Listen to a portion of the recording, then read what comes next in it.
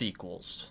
We all hear the talk about how Hollywood makes too many of them. No more original ideas, blah blah, but nobody cares. Especially not Hollywood, because you guys keep going to see these movies, but that's for a different video. Today I have to talk about a sequel that, of course, didn't need to get made. The Black Phone was a 2021 horror film based off of a short story by Stephen King's son.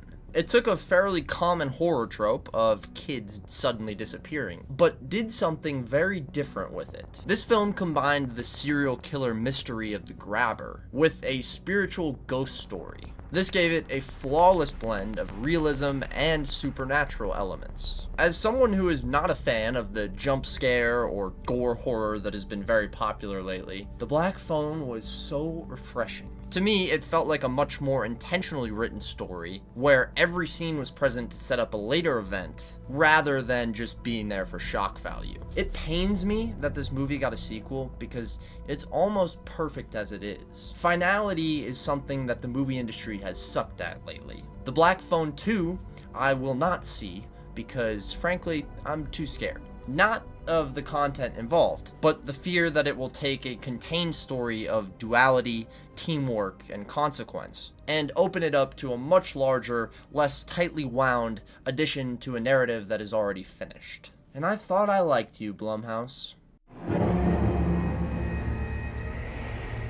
The first and probably biggest reason why the Black Phone IP should be left untouched has to be the grabber. Ethan Hawke plays the villain in this story, and not only was it an incredible performance, but the role was very well written all the way till his end, which we will discuss in a second. The grabber is a fake magician that kidnaps children off the street and submits them to his very fucked up ritual. That ritual includes little concrete reason, but gives a lot for you to interpret. Is it the grabber's childhood that caused him to do this? Is it the devil operating through him? I believe all we need to know is the mechanics of the ritual rather than why. There is a great video on that ritual though, with all the mask meanings and stuff. It's from Thomas Thorogood, I think is how you say it, so that'll be in the description. Anyways, a prequel for this man would be debatably interesting, but that's not what The Black Phone 2 is. If you've seen those trailers, it looks like the second film is going to take the grabber story into a fully paranormal place. I really don't appreciate that, because it will surely give answers to what was once up to interpretation, but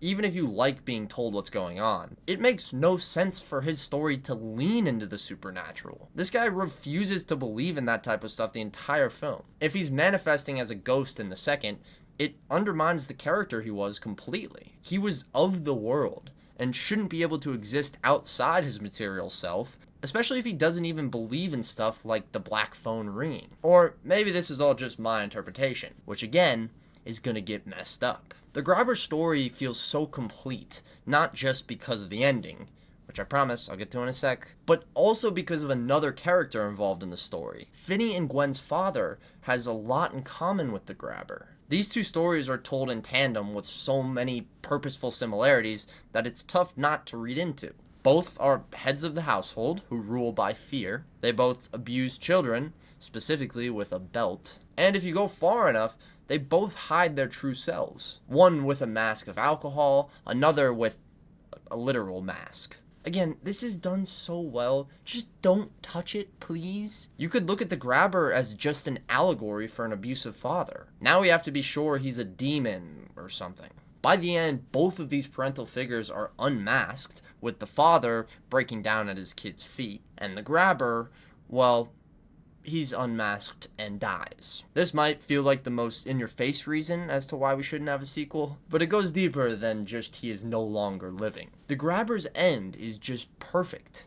There's no other word for it. Like I said, he is demasked, but goes down from Finney's mint arm with a culmination of all that he learned while being trapped in this basement. Finney's final blows come from the Black Phone itself. Because of this, the last thing that the grabber has to face is the voices of his previous victims. This symbolic ending of finally being submitted to meet the other realm in a couple ways couldn't be executed any better than this. The moment of phone to noggin leads me to the next intentional setup and payoff that could be unraveled on October 17th. This is the Black Phone itself. The phone is another aspect of the movie that I could get mad at for potentially taking away our interpretation, although I'm not sure the sequel's gonna do that. Hell, it could help explain this demonic box, actually helping me learn how to dial on one of those. But honestly, the phone doesn't need any more purpose than it's already served. Remember how I said every scene in this film is present to set up a later event rather than for shock value?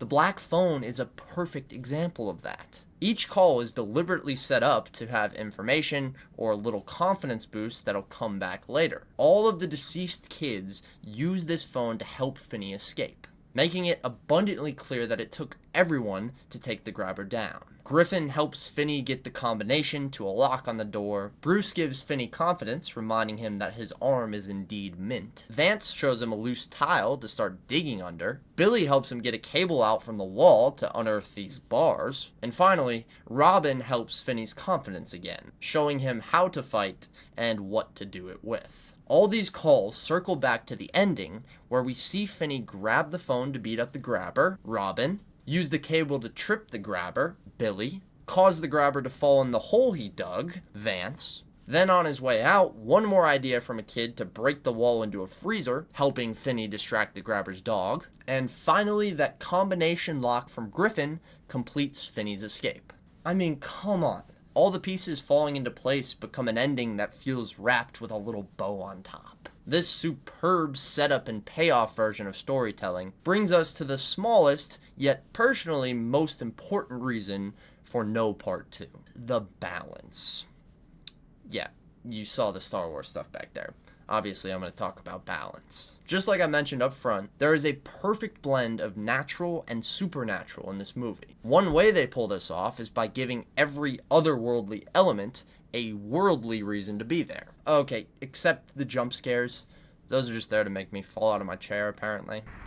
Who are you? Jesus fucking Christ. I don't remember. But literally everything else. The kids are there for first Finney to get out, and then Gwen to notice the house. Gwen's dreams are there for her to find where the grabber is. Even things as small as this bottle spinning to then point to a window that Finney needs to interact with. It's all there to add up to an earthly ending of beating the grabber's ass with precision. Why do I think they can't keep this balance in the next film? Based on the trailers, each scene feels like a far reach from the realistic aspects of the original movie. Every little thing they show off is presenting your common demon slash ghost slash slasher movie tropes. Shit moving on its own, people seeing things that aren't there, even the grabber chasing kids with an axe.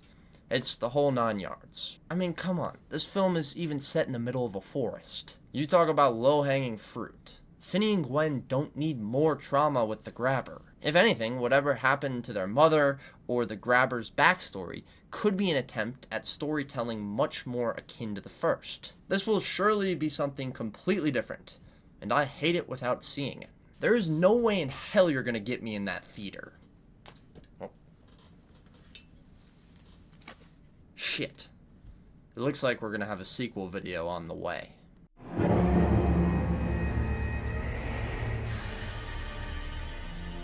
And with that, thank you, Caroline. Specifically you, Caroline. And of course, to everyone else who watched this one, thank you. Although I am kind of joking at the end here with this Fandango gift card, if you do want a follow-up video, please let me know. I probably, where we sit now, I still probably won't do one, although I will go to see the movie, so don't, like, completely crap on me in the comment. I will go see the movie. I'm not just going to make this video out of the trailers.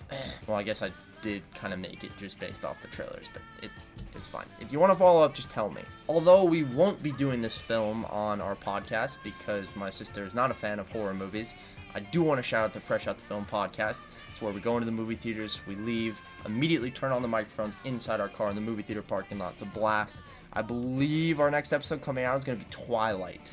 So, very different than this film that I just talked about. But if you do want to see that, or any of our other 20 or so episodes, please go ahead and check that out. Spotify only. But, yeah, I think we're done here. So, deuces.